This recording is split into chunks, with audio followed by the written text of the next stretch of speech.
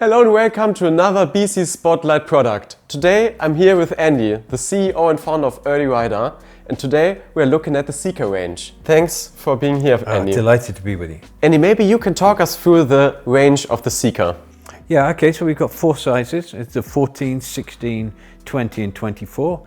And this is our adventure crossover bike. So it's a bike designed for families who are transitioning from the pavement to the gravel to grass to light trails. So I would say if we could only make one Ranger bike, then this would be it. What age of rider would you see on these bikes?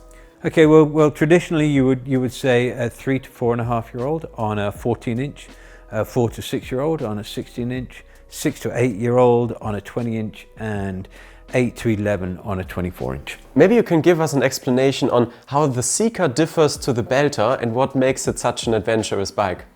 Yeah, the Belter and the Seeker are similar in some respects. It's a similar geometry on the frame. This is a little bit more relaxed. We obviously moved to the slightly grippier tires and larger volume just because of the terrain that this is intended for. We moved to the hydraulic disc brakes, so we've got better stopping power because we're expecting, trickier conditions and trickier weather conditions.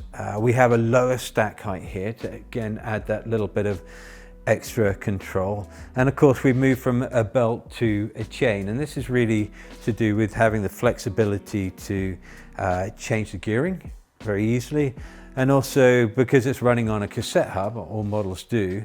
From the 16-inch you can add a 6-speed upgrade kit if your kid's doing really well, and in fact it comes with the hanger and the cable routing all set up. So the 16-inch bike comes with the single speed, but you can upgrade it to a 6-speed? Yeah, that's right. And then on the 20-inch we moved to a Shimano 8-speed, and the 24-inch it's a Shimano Q's 10-speed. Within the Seeker range, do they all come with a rigid fork? Yeah, and intentionally so. This is meant to be a really lightweight but capable bike, and so they all have the rigid fork. Speaking of the geometry of the bike, can you tell us more about the design and what goes into the geometry of the Seeker range? We're trying to make the Seeker range just that little bit more capable in harder conditions and difficult terrain. So you'll find it's a little bit more relaxed. We still have a relatively long wheelbase, so it's nice and stable, but as always we keep the chainstay relatively short because we want it to be highly maneuverable. We have a lower stack height than the Belter, as I mentioned, and that's because we want to make sure there is plenty of weight on the front wheel, particularly when they're coming downhill, and we expect the hills that they're climbing to be a little bit sharper, a little bit steeper, and so the lower handlebar helps them get the leverage for more efficient pedaling. So it changes a little bit. It's in the middle ground between our Belter and Charger series, and it's all about control and stability and giving them confidence. Looking at the details of this specific bike, I see it comes with tires that look like they could do everything on every terrain. Yeah, and that's pretty important because we're encouraging kids to be on the trails, but also on the pavement. So we need them to be fast rolling. We want to have that large volume. They're going to be hitting bumps. We want it to be comfortable. We want them to be able to have control, and they need to be able to ride it, whether it's going to school or going across the park. So the 16 and the 14 run on 2.2-inch Kenda boosters, and then the 20 and 24-inch move up to 2.5-inch Smart Sams. Going on with the frame, as we know it from Early Rider, it has this really nice brushed aluminum finish with a clear coating. What's special about the frame? The frame is lightweight aluminum. The geometry, of course, is really important, but the clear finish is to show everyone the quality of the manufacturing. There's no dents or filler or anything, and it's a highly durable finish. So you can ride the bike hard for a couple of years and it's still going to look great after that, and hopefully will retain value when you pass it on to the next child. So yes, that's a really important part because you won't get any paint chips. And something that I saw is weldings really look perfect.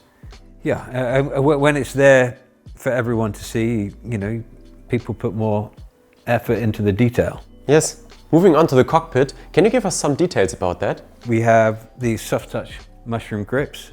They're on a 19mm diameter bar, so easy to reach the levers. We've got a 31/8 stem, so easily customizable, and we run hydraulic disc brakes throughout the range. Short reach lever, so any size hands can reach them. Very nice, even for the light actuation of the brakes. Are they customizable for various sizes of hands? Yeah, that's right. So there's a little grub screw in that, and then you can pull the lever in. The cranks, I have to say, they look super nice because they're so short, but I guess there's some functionality behind that, right? Yeah, there is. Look, they are gorgeous. They're direct mount, they're 90mm. They run on a hollow axle and an external bottom bracket. So, you know, it's proper stuff. But the functional reason for having short cranks is so that we can have a relatively low standover to get younger kids on without their knees coming up too high when they're pedaling and putting strain on their joints and, you know, lowering pedal efficiency. The other benefit is we're able to then drop the bottom bracket, and that leads to the bike being more stable. Okay, perfect. Can you talk us through what's the benefit of having a more stable bike? Well, there's two main benefits really. The first is it allows a child to be more comfortable and have greater confidence on more challenging terrain. But through general riding, if they're not having to think so hard about keeping the bike stable, they can then pay attention to what's around them. And if it's around a town, it might be a car pulling out of a drive, but if it's on a trail, it might be a tree route or some obstacle that runs across the path. So it's really important to just make it as easy as possible for them to control and stabilize the bike, and then, you know, they can concentrate on having fun. So that means they're more safe? Yeah, and safety's linked to how much fun we have, right? Yes. Also, the pedals look really high quality. Do these come equipped with the bike? Yeah, they do. And there are our little mini resin mountain bike pedals, and they're super important for this bike. We expect it to be ridden in the wet and the mud. So they got these molded pins. So they're grippy, but not too sharp. They're not going to cut up shins.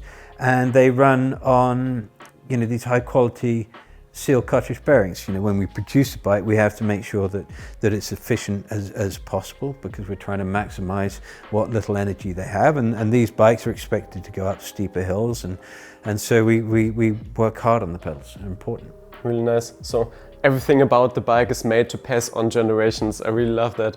Yeah, absolutely. Another feature I saw is that you now have a through axle, right? Yeah, so we have this on all of the Seeker range, the 14, 16, 20, 24. And the importance is just to make it really easy to precisely mount the disc brakes when you take a wheel on and off. The through axles are hollow and aluminium, so we keep the light as low as possible and the stiffness as high as possible.